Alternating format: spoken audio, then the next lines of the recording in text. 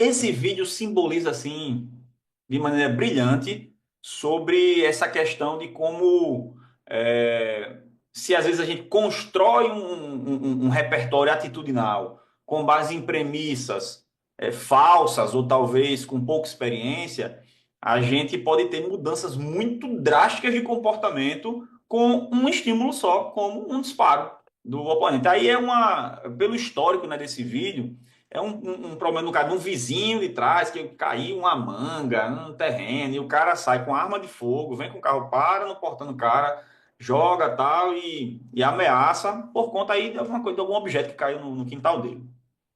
Só que o cara dessa casa é policial, né? Que vai sair no portão.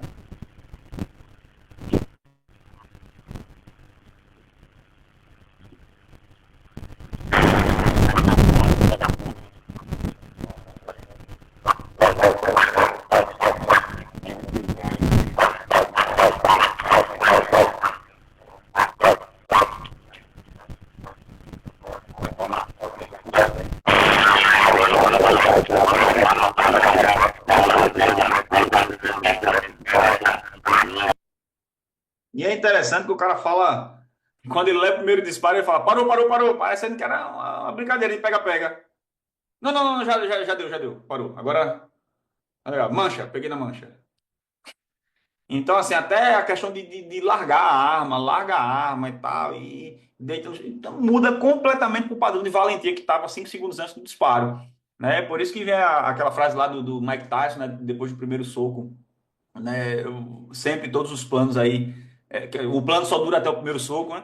E a mesma coisa em relação ao disparo também, né? Só vai durar aquele planejamento maravilhoso até o primeiro tiro. Quanto mais você vai tendo experiência específica com essas dinâmicas do confronto, aí você vai tendo dinâmicas comportamentais também de planejamento que estão de acordo com a natureza real dos eventos. Né? Então, por isso que é importante a gente discutir sobre estresse, para poder entender o impacto do estresse nessa questão da tomada de decisão, como esse impacto ocorre, qual é o padrão fisiológico disso, neurobiológico, a questão do medo, a questão psicológica, né, todos esses ógicos aí para a gente compreender e nas próximas discussões, né, durante o dia, entender como atuar contra isso. Como lidar com isso, onde é que eu posso treinar para melhorar, o que é que eu tenho que fazer, até onde, né, eu consigo intervir com treinamento. Tranquilo? Então, uma parte aqui dessa fisiologia, né, do estresse, você já deve ter visto também em outras matérias. A coisa tem uma complexidade maior que essa, mas aqui é um resumo, eu acho que útil, didático. É importante entender, e a gente vai ver isso nos próximos slides, que um fator importantíssimo para o ser humano é como ele interpreta o estímulo. Isso daí é fundamental, né? Então a gente tem aqui o estressor.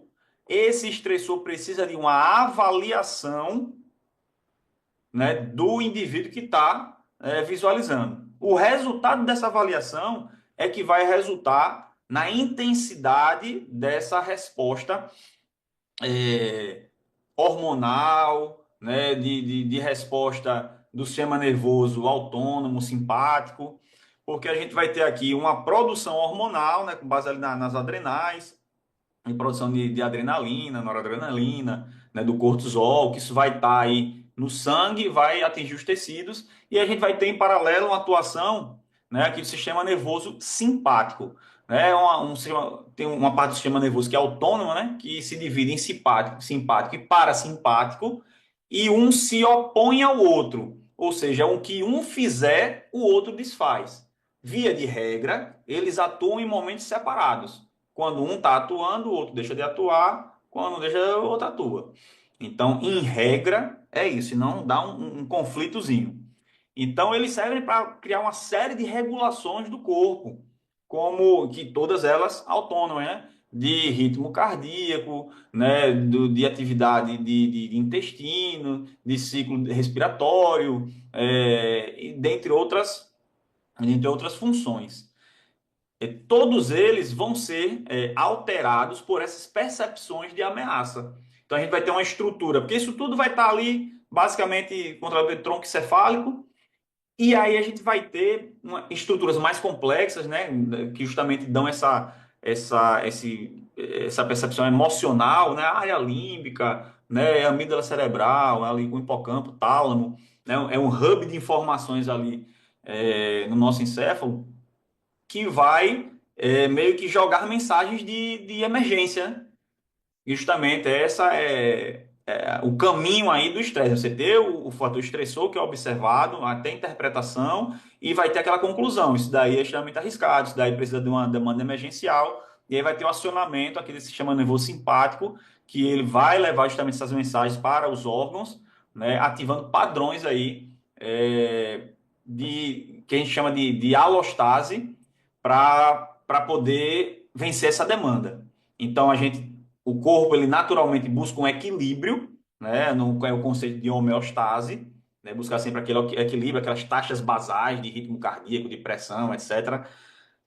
E aí a gente tem demandas em que o corpo precisa sair dessa homeostase para conseguir vencer a demanda. Então vai aumentar o ritmo cardíaco, vai aumentar o ciclo respiratório, pressão sanguínea, disponibilidade de glicose, enfim, tem um conjunto ali de alterações fisiológicas, né? E a nossa capacidade de promover isso está intimamente relacionada com essa fisiologia do estresse.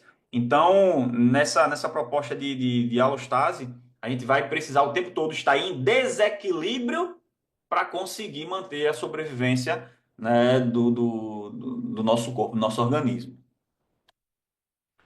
E aí a gente entra na nossa discussão sobre a história do estresse, né? Quando é que isso Professor, só começou? nessa parte Manda, prática aí, antes de eu entrar na história, deixa eu tirar algumas dúvidas aqui com o senhor, porque esse vai. tema aí, para mim, é muito caro, porque eu dou uma aula teórica no meu curso de retenção e contra-retenção, e a gente fala da parte neurofisiológica aí, né?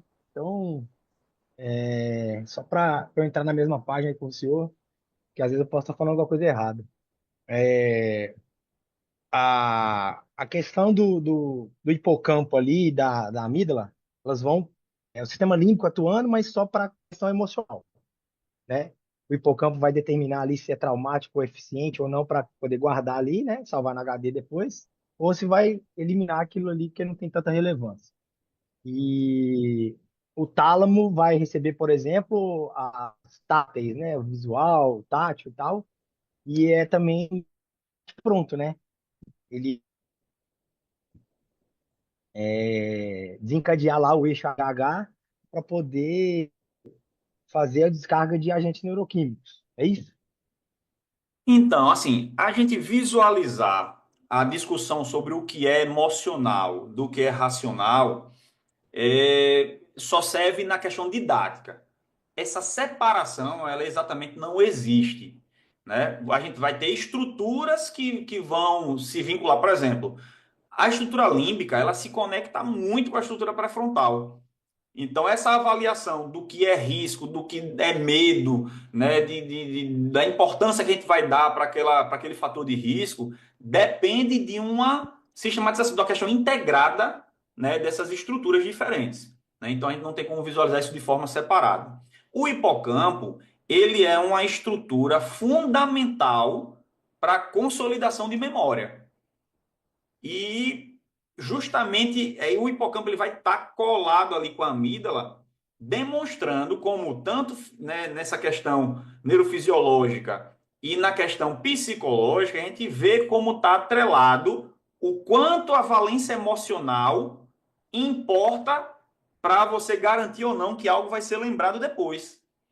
Então, essa questão, essa avaliação emocional é fundamental para eu definir se aquilo é super importante para ser gravado permanentemente ou não. Então, o hipocampo ele está nesse processo para consolidar memórias, mas não é só isso que está em jogo. Sempre a gente tem que ter uma visão integrada dessas estruturas. Então, Tranquilo? Não sei se era exatamente isso a sua dúvida. eu gosto de dar um exemplo do seguinte: o senhor está caminhando no shopping e vê o casal se beijando. Zero relevância. 10 minutos você vai esquecer.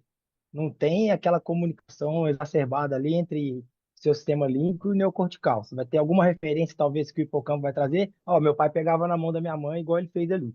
Daí a pouco já zerou. Se, no entanto, a mulher é tua e o cara não é você, aí tem, né?